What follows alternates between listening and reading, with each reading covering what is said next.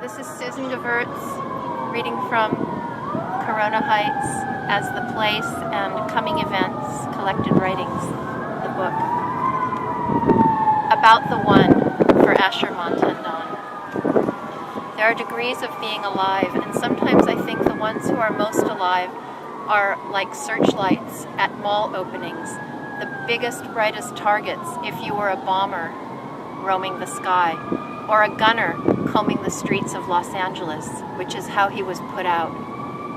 A few weeks before he let the desperate man into the back seat, Asher wrote, "I have read Helene Cixous's The Laugh of the Medusa 5 times.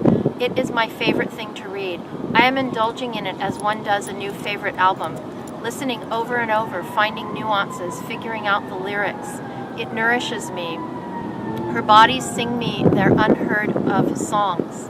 There are parts I have read as many as 10 times or so, out loud and silently to others and to myself for comprehension and pleasure.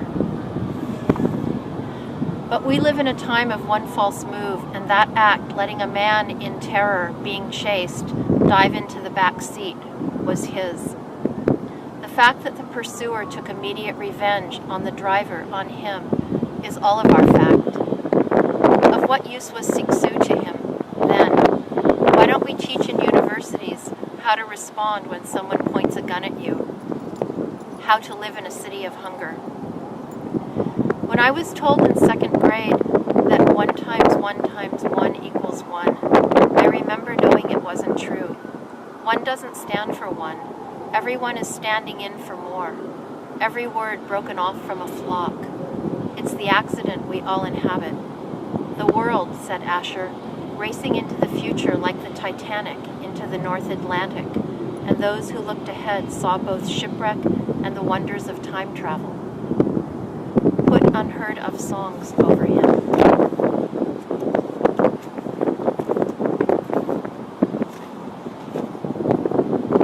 Orders.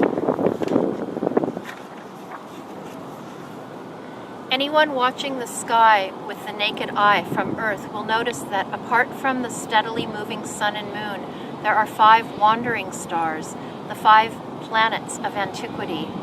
These and the newly discovered planets appear to move around the Earth, roughly following the sun's annual circle, the ecliptic or zodiac. If only life was this simple. Watch planets for any length of time, and far from moving in any simple way, they lurch around like drunken bees, waltzing and whirling. Occasionally when planets pass or kiss, each appears to the other to retrogress or go backward against the stars for a time. This was once common knowledge. That's from John Martineau, from a book called A Little Book of Coincidence, I think. First order wonder, preliminary orders. Tending of the parent before she's a parent invokes the child before its flesh.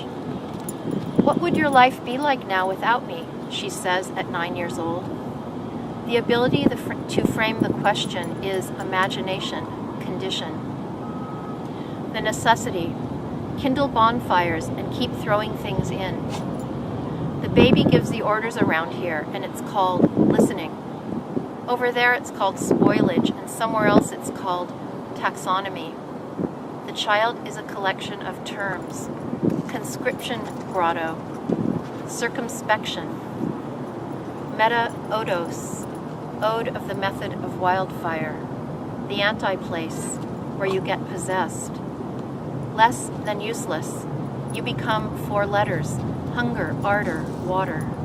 You can't count higher than the song of the open road. You can't replace B-O-O-K with B-A-B-Y, production as reproduction. Conflagration, when you get possessed, you are both. It finds you out. That refrain. Condition, decoration, sequence, rhythm, serial, command, diatribe, ordinal, tactic, ordinance, ordination, coordination, chronological, alphabetical, call to order, under orders, so stricken by the ordinary, extraordinary.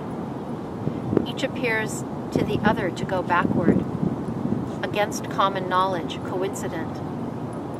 You, and you showed up in my life, clearly no longer mine, as if it ever was. Ungraven. Middle voice verb.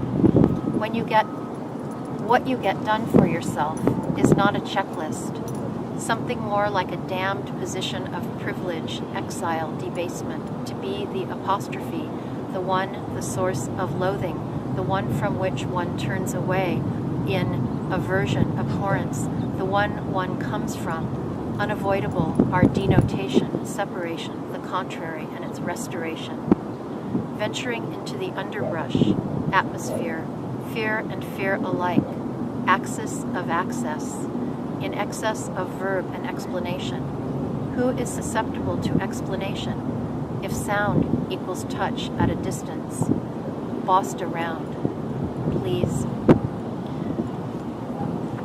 That was part of something from Small Press Traffic that somebody, Elizabeth Treadwell, asked a bunch of writers who were parents to write about.